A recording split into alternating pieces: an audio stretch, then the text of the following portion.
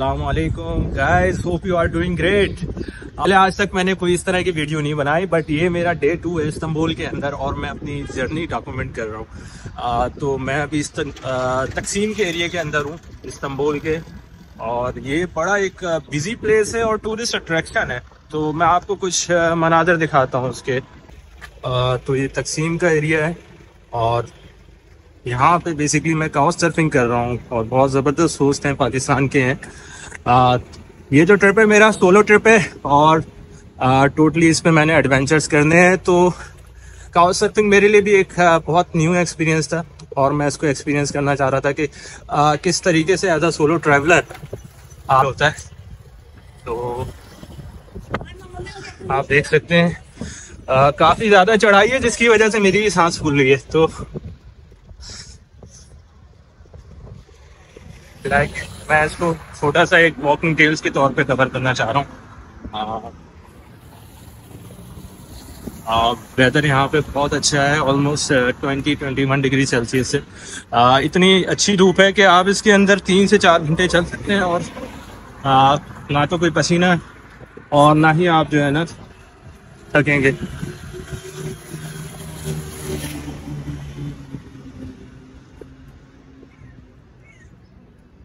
तो आज का जो ट्रिप है वो हमारा प्रिंसेस आइलैंड का है और उसके लिए मुझे तकसीम जाना है, तकसीम से मेट्रो के अंदर, और उसके बाद जो आगे वाला ट्रिप होगा वो आ रहा होगा क्रूज से। तो आई होप कि सारी चीज़ें मैं कवर कर सकूं।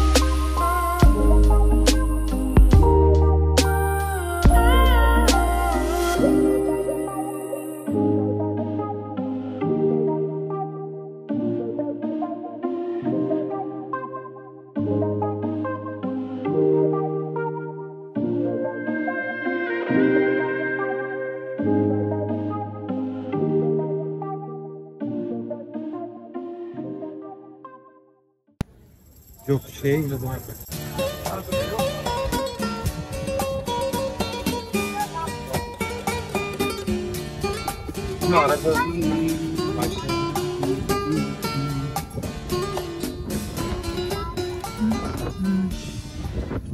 तो राइट ना हम व्यू कादा आइलैंड के ऊपर हैं और ये तकरीबन कोई 12 किलोमीटर है, यानी कि तकसीम से तबले जो है वो 3, ये उसके बाद हम आए इसमें तीसरा आइलैंड है, सीरीज ऑफ आइलैंड होते हैं और ये मंजर जो है आप चेक कर सकते हैं।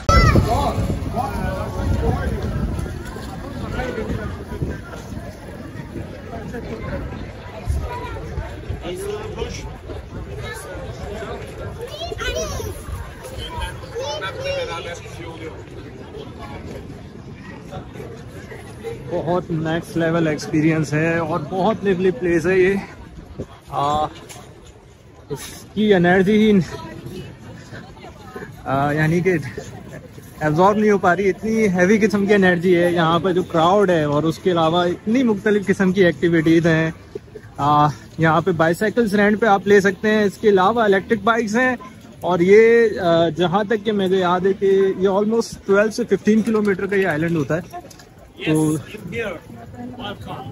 यहाँ पे शॉपिंग मॉल्स और फूड का बड़ा बेहतरीन सेटअप हुआ है। ये आ गई रेंटा बाइक की शॉप। सो प्रोबेबली मैं इसको ट्राई करूँगा, इस एक्सपीरियंस को। आइलैंड बहुत बड़ा है इसको देखने के लिए। हाय, हाउ आर यू? तो अच्छा, मैं इस बाइक की शॉप के अंदर आ गया हूँ। कोई बाइक मैं पसंद करूँगा और उसके ऊपर मैं इस आइलैंड को एक्सप्लोर करूँगा। आ गई है और आइलैंड के ऊपर मस्ती स्टार्ट कर दी है मैंने।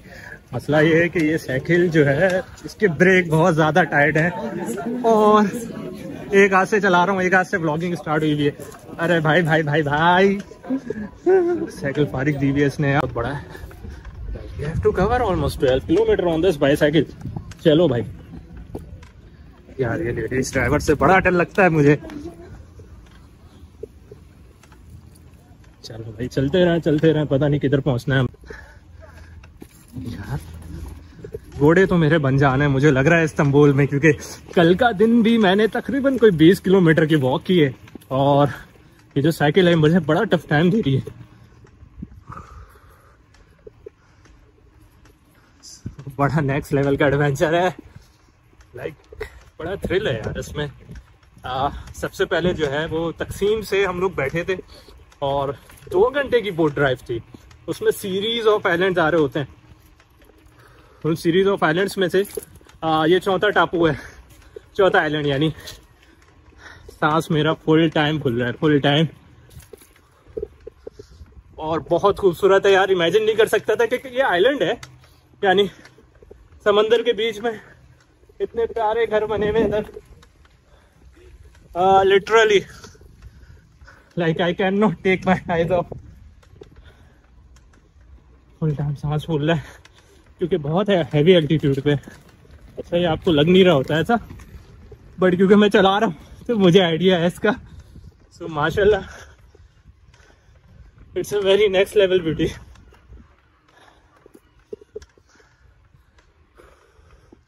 यार इसने चूना लगा दिया मुझे।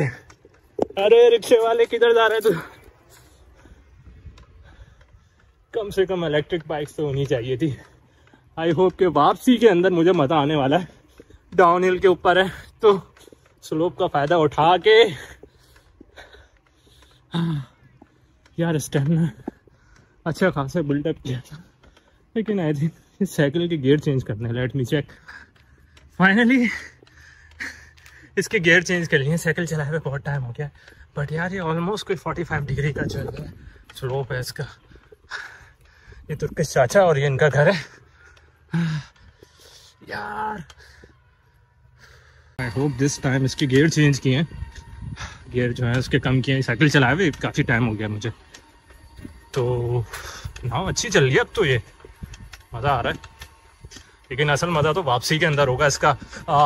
वापसी के अंदर जब हम जो है वो डाउन हिल पे जाएंगे और विदाउट एनी एफर्ट जो साइकिल निकलेगी ना तेरी से, उसका तो नेक्स्ट लेवल है। ये बेचारी कन्या कवारी जो है ना थक गई हैं यार। वाकई में लड़कियों के बस का काम नहीं है ये। अच्छा खासा कुछ सांस फूल गया।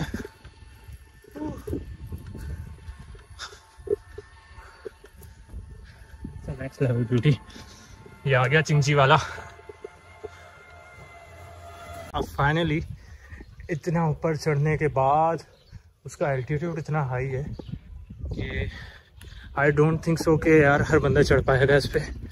और कल जैसे पता है कि ऑलमोस्ट 20 किलोमीटर की चला है और इतने हैवी किस्म के ये ब्रेक हैं और ये डाउन हिल पे तो बड़ा लेवल का मज़ा आ रहा है। सिर्फ ब्रेक पे चल ली विदाउट एनी एफर्ट।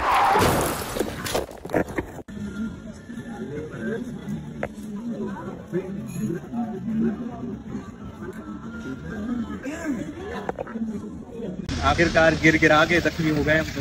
मेरा इस्तांबुल का दूसरा दिन है और मैं बहुत ज़्यादा एक्साइटेड हो गया था। बहुत ज़बरदस्त आइलैंड है ये और उसमें तकरीबन ये कोई 15 से 20 किलोमीटर का आइलैंड है और यहाँ पे करने के लिए बहुत सारी एक्टिविटीज़ हैं। बहुत खूबसूरत है, जो इसकी एनर्जी है ना वो बहुत नेक्स्ट लेवल की वाइब्स है, मैंने कहीं पे भी फील नहीं की।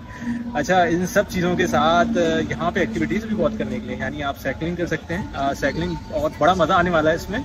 अच्छा, यही साइकिलिंग की वजह से जो है मैं बहुत एक्साइटेड होकर अभी मैं गिर चुका हूँ। मोटो व्लॉग मैंने बनाया था थोड़ा सा, तो उसको बनाते बनाते एक सामने बीच में जो है ना बिल्ली आई है, क्योंकि डाउन हिल यहाँ पे जो पूरा आइलैंड है ना बहुत ज़्यादा हिली है। तो हिली होने की वजह से क्या होता है कि आपको जाते हुए बहुत एफर्ट्स लगती है, लेकिन जब आप वापसी आ रहे होते हैं ना तो उसमें आप समझें कि वो जो साइकिल थी ऑलमोस्ट कुछ 70 या 60-70 किलोमीटर की ड्राइव वो किलोमीटर पर आवर पे चली गई। अच्छा, ब्रेक्स बहुत टाइट थे तो मैंने ब्रेक्स भी दबाया, सब कुछ किया, लेकिन जो ब्रेक दबाया वो सडनली वो साइकिल जो है ना उलट गई पूरी। तो देखें, सेकंड डे है इस्तांबुल का और अपने आप को मैं इंजर्ड कर चुका हूँ और अब टापू बहुत दूर है और इसके अलावा यहाँ पे कोई चीज़ थी नहीं। तो ये मैंने देखा कि यार मेरे पास जो है वो जेट वाट का परफ्यूम था, तो वो मैंने लेके जो है ना, जैसे हमारे घरों में होता है कि यार इसमें अल्कोहल होता है, तो सामने मैं रेस्टोरेंट पे गया हूँ, वहाँ से मैंने जो है वो हाथ वाथ धोए और उसके बाद सूप से हाथ धोने के बाद जो है ना फिर मैंने इसको यूज़ किया है। यहाँ पे आप देख सकते हैं सीरीज ऑफ रेस्टोरेंट्स हैं और इन रेस्टोरेंट्स के साथ कॉफ़ी शॉप्स और यहाँ पे तुर्किश जो है सोवेनियर इस टाइप की बहुत सारी चीज़ें। और ये मेरी सवारी है, इसने मुझे धक्का दे दिया जिसकी वजह से मैं गिरा हूँ। मैं ये नहीं कह सकता कि साइकिल का इशू है, बट यहाँ पे ना कुछ नेक्स्ट लेवल स्किल आपको चाहिए होती है इसको ऑपरेट करने की, क्योंकि इतनी हाई स्पीड में जब साइकिल आती है डाउनहिल से तो वो इतनी इजीली कंट्रोल नहीं। जान चली जाए मस्ती ना जाए, ये वाला सीन हो गया है। थोड़े बहुत जख्मी हो गए, बट पता नहीं क्या बात है इस्तांबुल की हवा के अंदर कि इतना आप जो है थके हुए हों, क्योंकि कल भी मैं तकरीबन 20 किलोमीटर चला हूँ और उसके बाद उससे पहले भी मेरी 2 रातों की नींद नहीं हुई है, यानी मेरा जिस्म लिटरली हर्ट कर रहा है। अभी मैं गिर के आया हूँ, बट ये जो एनर्जी है इसको इसमें यानी कि आप सिंक हो जाते हैं, यानी आप किसी भी कंडीशन में हो ना तो आप यानी बहुत अच्छा फील करते हैं और आप चाह रहे होते हैं कि मुस्तकिल चलें, एक्सप्लोर करें, घूमें। आ रहा हूँ बस 1 मिनट मेरा स्क्रीज हो जाए। अच्छा, ब्लॉगिंग के लिए कोई प्रॉपर मेरे पास इक्विपमेंट नहीं है, जस्ट मैं एक अपना पुराना सा आईफोन ले के उसके साथ में अपनी बीट से उससे माइक्रोफोन है, तो आई होप कि उसमें इतनी ज़्यादा आवाज़ का जो है ना इशू नहीं होगा। तो मैं इस तरह जो है ना अपनी ब्लॉगिंग कर रहा हूँ, ब्लॉगिंग कह लें या जस्ट मैं अपने डॉक्यूमेंट करना चाह रहा हूँ ये जर्नी, यानी कुछ टाइम बाद अगर मैं चीज़ें देखूँ तो मुझे एटलीस्ट अच्छा फील हो कि मैंने कुछ किया है। ग्रीन माउंट प्रॉपर लेज ग्रीन है, इसके अलावा कैफ़ेज़, रेस्टोरेंट्स और सोवेनियर शॉप्स बहुत ज़्यादा हैं यहाँ पर। तो अच्छा, यहाँ पे ट्रैफिक पुलिस जो है वो मुस्तकिल आपकी जारी होती है, तो सिक्योरिटी का और बदइंतजामी कोई इस तरह की है नहीं। ये टूरिस्ट बस, यानी आप जस्ट इमेजिन करें कि इस आइलैंड के ऊपर भी इन्होंने मुख्तलिफ़ किस्म की ट्रांसपोर्ट दी हुई है। अच्छा, यहाँ पे आप देख सकते हैं कि साइकिलिंग हर बंदा जो है ना साइकिलिंग कर रहा है, क्योंकि ये जो है आइलैंड काफ़ी बड़ा है और इसको आप पैदल बहुत मुश्किल ये कि एक्सप्लोर कर सकें। अच्छा, और मज़े की बात यहाँ पे मैं आपको ये बताता चलूँ कि यहाँ पे बाकायदा रेजिडेंट्स रहते हैं, यानी कि जो डेली बेसिस पे लोग जो हैं यहाँ से कम्यूट करके मेन सिटी जाते हैं। और यहाँ पे तकरीबन अगर मैं बताऊँ तो ये इस्तांबुल के मेन सिटी से 2 घंटे दूर है, यानी 2 घंटे की बोट राइड के ऊपर मैं यहाँ पे आया हूँ और उसमें बीच में 3 आइलैंड्स थे और ये 4था आइलैंड है। तो ये सीन है।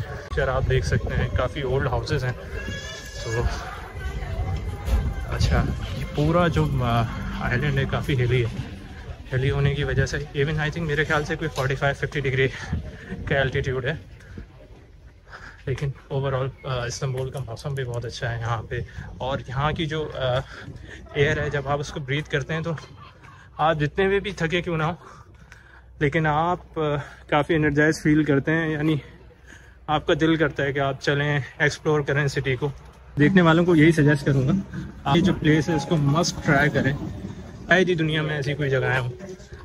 यानी दुबई के अंदर जो नाइट लाइफ है वो नेक्स्ट लेवल की होती है, बट ये अलग ही है। इस्तांबुल की वाइब्स ही अलग हैं। ये हमारे पास महमद ब्लॉक है जो कि 1954 से 2007 में बनाया गया है।